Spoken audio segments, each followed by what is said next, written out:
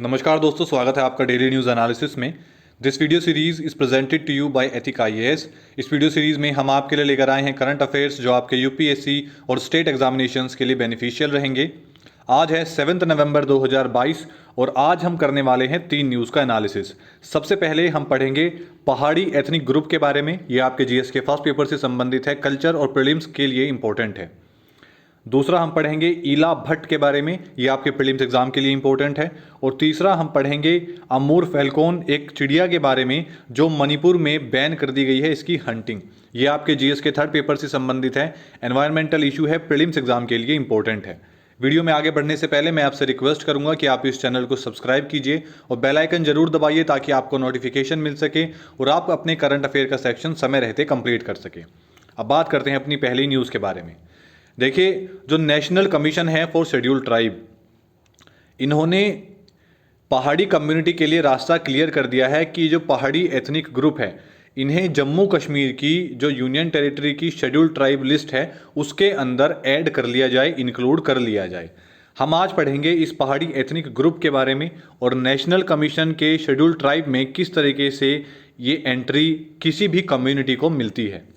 देखिए, ये जो पहाड़ी हैं ये कौन है? पहाड़ी कम्युनिटी एक लिंग्विस्टिक ग्रुप है जो मेनली जम्मू कश्मीर की पीर पंजाल वैली में रहते हैं। लिंग्विस्टिक ग्रुप उस ग्रुप को कहा जाता है जो किसी पर्टिकुलर एक लैंग्वेज से संबंधित, मतलब एक भाषा बोलने वाला कोई ग्रुप जो होता है उसे कहते हैं कि लिंग्विस्टिक ग्रुप।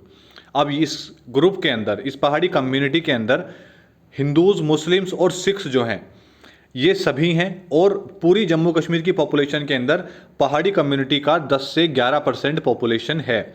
इनकी जो मदर टंग है वो पहाड़ी है, जो कि ऑफशोर्ट है पोथवाड़ी लैंग्वेज का। मतलब ये पोथवाड़ी लैंग्वेज की ही एक ब्रांच है जो कि पहाड़ी लैंग्वेज अब बन चुकी है। इसका जो डायलेक्ट है या इनका जो कल्चर है वो काफ़ी ज़्यादा यूनिक है, अपने आप में काफ़ी ज़्यादा अलग है। ये लोग मुख्यतः ग्रामीण इलाकों में रहते हैं और इनकी आजीविका का जो मुख्य साधन है वो है एग्रीकल्चर या फिर कैटल एक्टिविटीज़। दूध से या फिर जानवरों का पालन पोषण कर कर ये लोग अपनी इकोनॉमी को चलाते हैं। देखिए, कॉन्स्टिट्यूशन में कि शेड्यूल्ड ट्राइब्स के लिए इस तरीके का कोई भी प्रोविज़न नहीं दिया गया है। हमारे संविधान के अंदर ये डिफाइन नहीं किया गया है कि किसी भी शेड्यूल्ड ट्राइब को रिकॉग्नाइज करने के लिए क्या क्राइटेरिया होना चाहिए। हालांकि आर्टिकल 342 के अंदर हमारे राष्ट्रपति को ये अधिकार दिए गए हैं कि वो किसी भी ट्राइब को नोटिफाई कर सकते हैं। अब अगर राष्ट्रपति नोटिफाई करते हैं तो कोई ना कोई क्राइटेरिया ज़रूर होगा। अब वो क्राइटेरिया क्या है जिसके अंदर, जिस क्राइटेरिया के थ्रू SC ST लिस्ट के अंदर किसी भी कम्युनिटी को इंक्लूड किया जाता है, उसको रिकॉग्नाइज किया जाता है, तो वो ये है। इसके अंदर ये 5 प्रावधान हैं।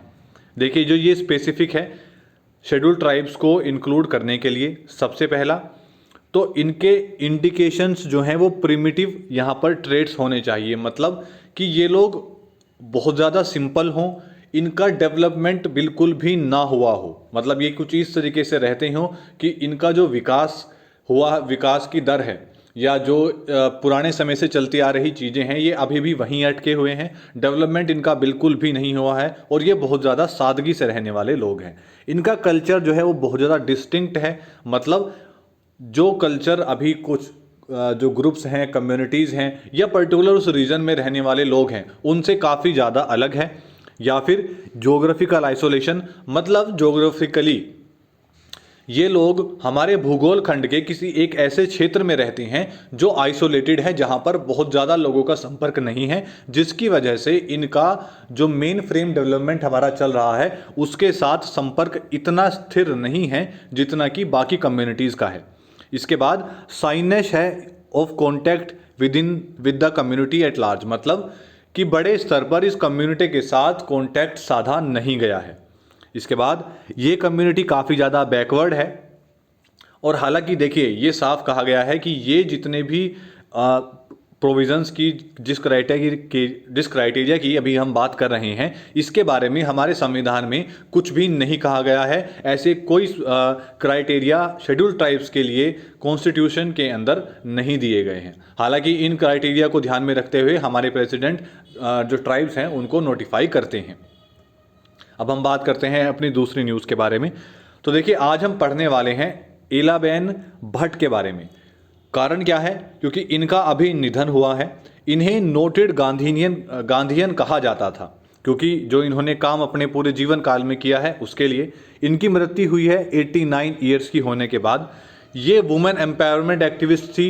ये महिलाओं के सशक्तिकरण के लिए एक बहुत बड़ी मुख्य भूमिका निभा कर गई हैं। बहुत ज़्यादा काम इन्होंने किया है महिला सशक्तिकरण के लिए। ये रिनाउंड फाउंडर थी एक ग्रुप का जिसका नाम था सेवा, सेल्फ एम्प्लॉयड वुमेन एसोसिएशन इन्होंने बनाई थी। इनके बारे में आज हम जानेंगे। देखिए, जब हम बात करते हैं एलाबेन भट्ट के जीवन की, तो इनका जन्म हुआ था 1933 में अहमदाबाद, गुजरात के अहमदाबाद में। उसके बाद इन्होंने लॉ की पढ़ाई की और इन्होंने ज्वाइन किया एक लीगल सेल जो कि मेजर महाजन सिंह का था, जिसे टेक्सटाइल लेबर एसोसिएशन भी कहा जाता था। उसके बाद 1972 में भट्ट ने फाउंड की थी सेवा, ये संस्था जिसका नाम है सेल्फ एम्प्लॉयड वुमेन्स एसोसिएशन। और तब से ये अब तक, अब जब इनका देहांत हो गया है, ये महिलाओं के सशक्तिकरण के लिए काम करती आई हैं विभिन्न तरीकों से। इन्हें कई सारे पुरस्कारों से भी नवाजा गया है, जैसे पद्मश्री, पद्म भूषण और Raman Magsaysay award. Indira Gandhi peace prize भी इन्हें दिया गया है और कई सारे ऐसे प्राइज इन्हें दिए गए हैं। ये एक मेंबर रही हैं राज्यसभा की और प्लानिंग कमीशन की भी मेंबर रही हैं 1980s के अंदर। इन्होंने सर्व किया है वर्ल्ड बैंक के एडवाइज़र के रूप में और इन्होंने यूनाइटेड नेशन की जनरल असेंबली को भी एड्रेस किया है। इन्होंने एक आइडिया दिया था, एक थ्योरी दी थी, जिसके अंदर इन्होंने कहा था 100 माइल्स कम्युनिटीज़। यही दिया था इन्होंने अपनी बुक अनुबंध बिल्डिंग 100 माइल्स कम्युनिटीज़, जिसे पब्लिश किया गया था 2015 के अंदर। अब देखिए, क्योंकि इनका निधन अभी हुआ है तो इनके द्वारा लिखी गई ये बुक भी इम्पोर्टेंट हो जाती है। आपसे आपके एग्ज़ाम के अंदर ये चीज़ पूछी जा सकती है, इन्हें कौन से अवार्ड से नवाजा गया ये भी पूछा जा सकता है। अब हम बात करते हैं अपनी तीसरी न्यूज़ के बारे में। तो मणिपुर के अंदर एक चिड़िया, एक पक्षी आता है, उसकी हंटिंग पर बैन लगा दिया गया है। उस पक्षी का नाम है अमूर फाल्कोन। अमूर फैल्कोन की हंटिंग, किलिंग या फिर सेल, इसको कम्प्लीटली बैन कर दिया गया है। ये बैन किया गया है डिस्ट्रिक्ट मजिस्ट्रेट के द्वारा तामेंगलोंग और सेनापति डिस्ट्रिक्ट के मणिपुर स्टेट के अंदर। अब ऐसा करने का कारण क्या है? देखिए, सबसे पहले लोकली इस पक्षी को अखुई पुइना के नाम से जाना जाता है। अमूर फैल्कोन्स जो है ये मेनली मणिपुर के अंदर आते हैं और नागालैंड के अंदर भी आते हैं, क्योंकि ये एक माइग्रेटरी बर्ड है जो कि ब्रीड के लिए नॉर्दर्न चाइना और ईस्टर्न मंगोलिया से उड़कर आती है और फार ईस्ट रशिया से ये लोग साउथ अफ्रीका के लिए जाती हैं, क्योंकि यहाँ पर अब जब सर्दियाँ बहुत ज़्यादा बढ़ने लगी हैं तो ये अपनी ब्रीडिंग को आगे बढ़ाने के लिए हर साल इनकी जो माइग्रेशन होती है वो भारत से होते हुए ये साउथ अफ्रीका जाती हैं। और हर साल मात्र मणिपुर में अकेले लगभग 2 लाख से भी ज़्यादा अमूर फैल्कोन्स जो चिड़ियाएँ हैं ये हर साल आती हैं। अब मणिपुर के अंदर एक Manipur wild life protection act बनाया गया था 1972 के अंदर। इस एक्ट के अंदर ये साफ कहा गया है कि जो माइग्रेटरी बर्ड्स हैं उन्हें हंट नहीं किया जाएगा, ना ही उन्हें बेचा जाएगा, ना ही इन्हें मारा जाएगा। और जो लोग इस फैसले का, इसका उल्लंघन करेंगे, इन बातों को नहीं मानेंगे, डिसओबे करेंगे, तो उनके खिलाफ कानूनी कार्यवाही भी की जा सकती है। अब देखिए, माइग्रेटरी बर्ड के लिए एक प्रोटेक्शन, ये जो प्रोटेक्शन है ये सिर्फ ऐसा नहीं है कि मणिपुर के अंदर एक वाइल्ड लाइफ प्रोटेक्शन एक्ट है। एक वाइल्ड लाइफ प्रोटेक्शन एक्ट आया था 1972 के अंदर, जिसको इंक्लूड किया गया था शेड्यूल 4 के अंदर, कि जो माइग्रेटरी बर्ड्स हैं हमें उनका प्रोटेक्शन करना है, हमें उनकी हंटिंग को, उन्हें खरीदा और बेचा जा रहा है उसे, और उन्हें मारा ना जाए, इस पर रोकथाम के लिए इसके अंदर साफ तौर पर कहा गया है। देखिए, इसके अंदर यह भी कहा गया है कि अगर आप इन चिड़ियाओं की हंटिंग करते हैं या आप अगर इनका मीट खाते हैं इन्हें मारकर, तो ये पनिशेबल है और इसके लिए आपको 3 साल की कैद या फिर 5,000 रुपये का जुर्माना हो सकता है। देखिए, ये है अमूर फैल्कोन चिड़िया जिसके बारे में हम बात कर रहे हैं। इसका जो साइंटिफिक नेम है वो है फैल्को अमूरेंसिस। इसकी जो लोकेशन है ये ब्रीड करती है साउथ ईस्ट रशिया और नॉर्दर्न चाइना में। ये माइग्रेट करती है वेस्ट से भारत के थ्रू और ये जाती है across Arabian sea to southern Africa में।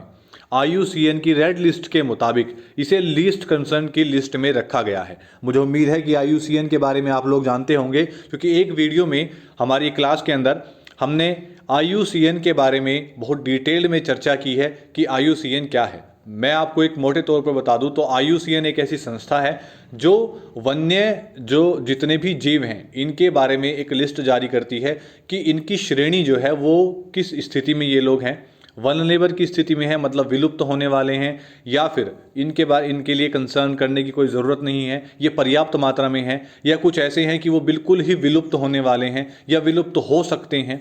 तो इस तरीके से इन्हें कैटेगरीज में रखा जाता है।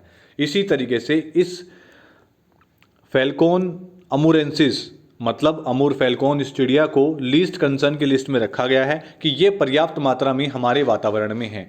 देखिए, जो जितने भी जनजीव हैं या ये जितने भी पक्षी हैं, ये हमारे वातावरण के अंदर एक बहुत मुख्य भूमिका निभाते हैं। इसीलिए ये वाइल्ड लाइफ प्रोटेक्शन एक्ट्स सभी कंट्रीज़ के अंदर बने हुए हैं। तो आज के लिए सिर्फ इतना ही। वीडियो आपको कैसी लगी इसके बारे में कमेंट डाउन ज़रूर कीजिए। अगर आपका किसी पर्टिकुलर टॉपिक के अंदर आप कोई वीडियो चाहते हैं तो वो भी आप हमें बता सकते हैं। आपके कोई डाउट है तो वो भी आप कमेंट में लिखकर हमें बता सकते हैं। धन्यवाद।